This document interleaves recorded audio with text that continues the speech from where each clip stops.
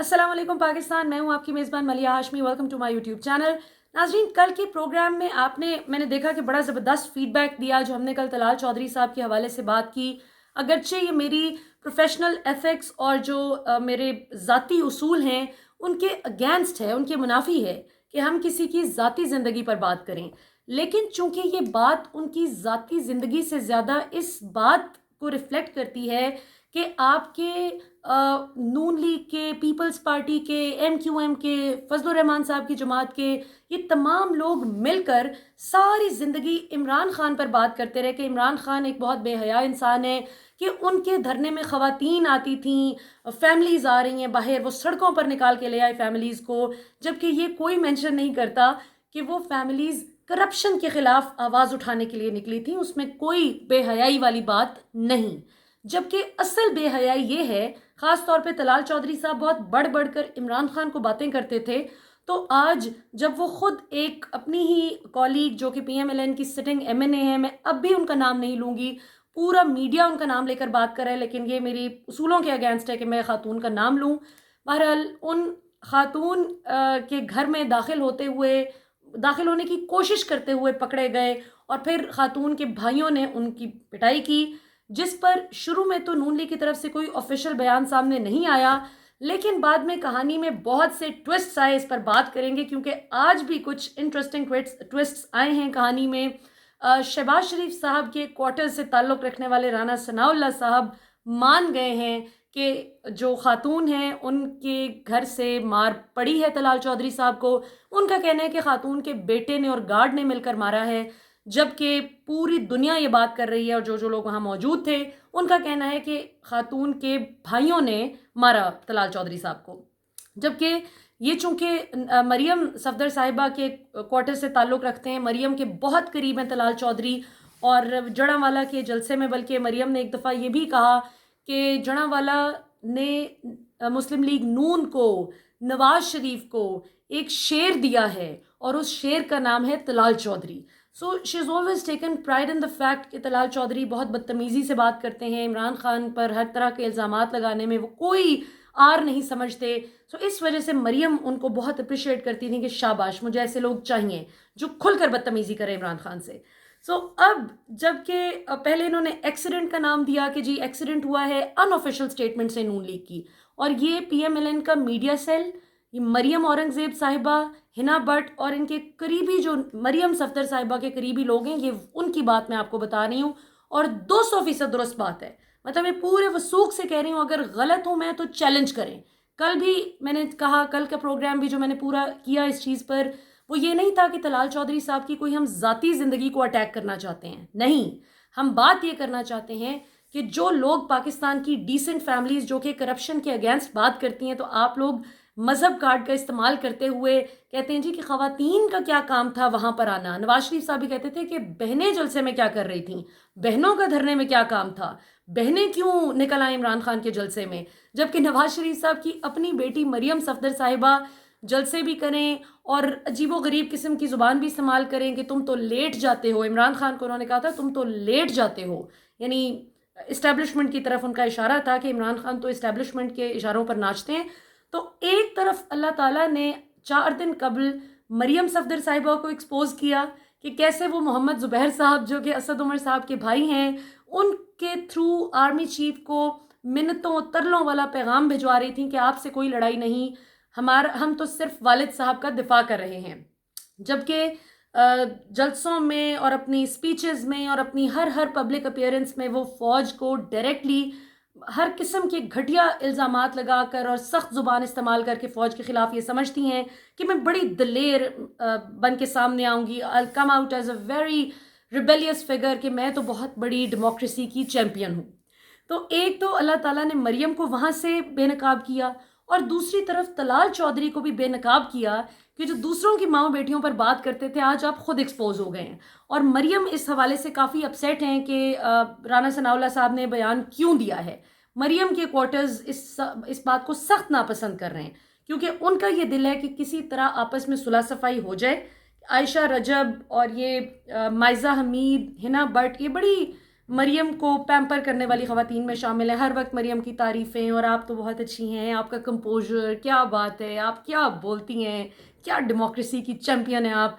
تو مریم کی خواہش ہے کہ یہ مل جل کر کام معاملہ سیٹ ہو جائے اور کسی طرح میڈیا سے یہ بات ختم ہو جائے. لیکن جن خواتین پر طلال صاحب خود کچرا اچھالتے رہے، وہ چاہے پی ٹی آئی کی کمل شوذب ہوں، وہ چاہے خواجہ آصف نے جس طرح سے شرین مزاری کو ٹریکٹر ٹرالی کا خطاب دیا، اور اس کے بعد عابد شیر علی نے کمال، میں تو بے شرمی ہی کہوں گی، بے شرمی سے اس کو دہرایا کہ پنجابی میں انہوں نے بات کی کہ مجھے کہتی ہے شرین مزاری کہ ڈونٹ ٹچ می،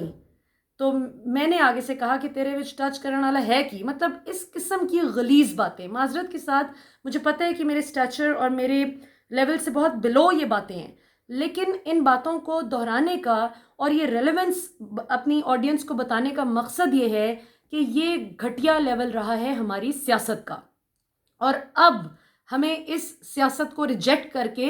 اخلاقیات کی اسٹرانگ فاؤنڈیشن پر بنی ہوئی سیاست کی عمارت چاہیے، نہ کہ یہ غلیظ حملے، گھٹیا حملے. اور اللہ کا شکر ہے کہ وہ تمام لوگ ایک ایک کر کے ایکسپوز ہو رہے ہیں جو دوسروں کی کرپشن پر آواز اٹھانے پر اور گھر سے کرپشن کے خلاف نکلنے پر بات کیا کرتے تھے. اس کے ساتھ ساتھ ناظرین میں آپ کو بتاتی چلوں، ہم نے دیکھا کہ فضل الرحمان صاحب اور شیخ رشید صاحب کا بھی بڑا ایک وہ سخت جملوں کا تبادلہ انڈائریکٹلی ہو رہا ہے. شیخ رشید صاحب نے یہ انکشاف کیا کہ جہاں نواز شریف صاحب کی طرف سے اور مریم کی طرف سے زبیر صاحب کے آرمی چیف کو دیے گئے پیغامات لیک ہو گئے، D G I S P R نے باقاعدہ انکشاف کیا کہ جی دیکھیں یہ این آر او طلب کر رہے ہیں. وہیں ہم نے دیکھا کہ شیخ رشید صاحب نے فضل الرحمان صاحب کو بھی بے نقاب کیا، جو کہ آئے دن یہودی ایجنٹ کہہ دیتے ہیں عمران خان کو. اور مجھے یاد ہے کہ اکتوبر کے اینڈ پہ، یعنی پچھلے سال کے اکتوبر 2019 میں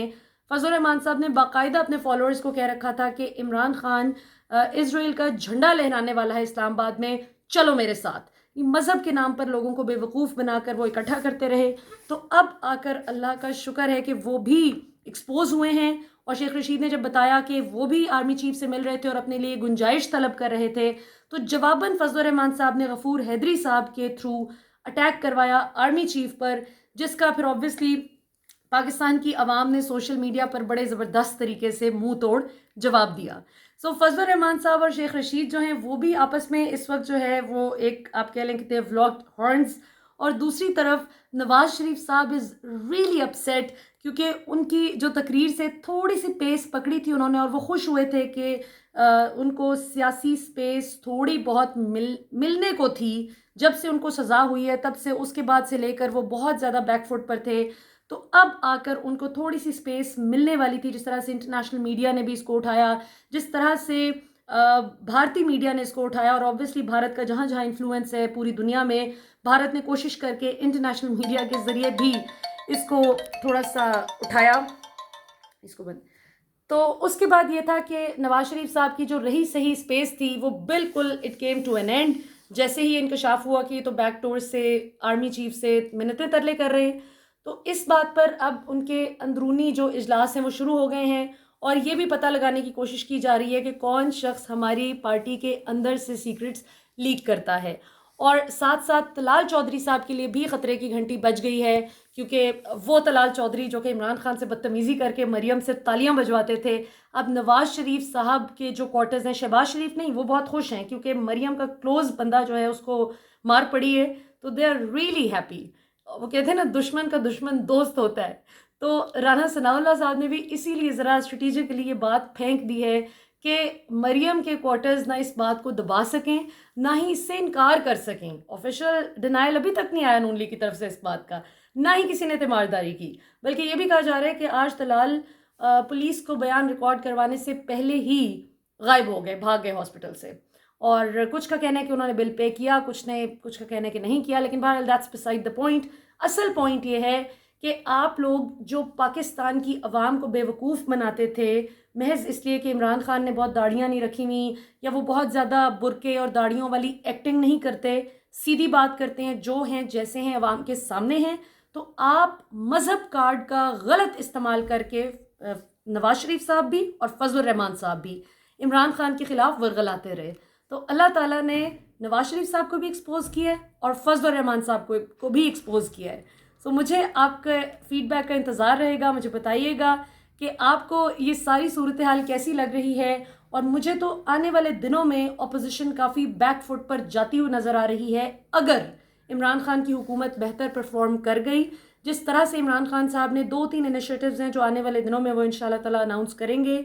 اگر عمران خان بہتری کی طرف چیزیں لے کر جانے میں کامیاب ہو گئے اور مہنگائی کا جن قابو ہو گیا انشاءاللہ تعالیٰ, تو پھر اپوزیشن کو واقعی بہت مار پڑنے والی ہے. لیکن اگر عمران خان مہنگائی کو نہ کنٹرول کر سکے اور جو 2-3 چیزیں پائپ لائن میں ہیں اگر وہ ٹائملی ایگزیکیوٹ نہ ہو سکیں تو پھر یہ سکور ایون ہو جائے گا. کیونکہ لوگوں کو اس بات سے فرق نہیں پڑتا کہ طلال چودھری کہاں گئے, کون کہاں گیا. یہ اخلاقی بحث ضرور ہے. اصل بات یہ ہے کہ لوگ اپنے بلز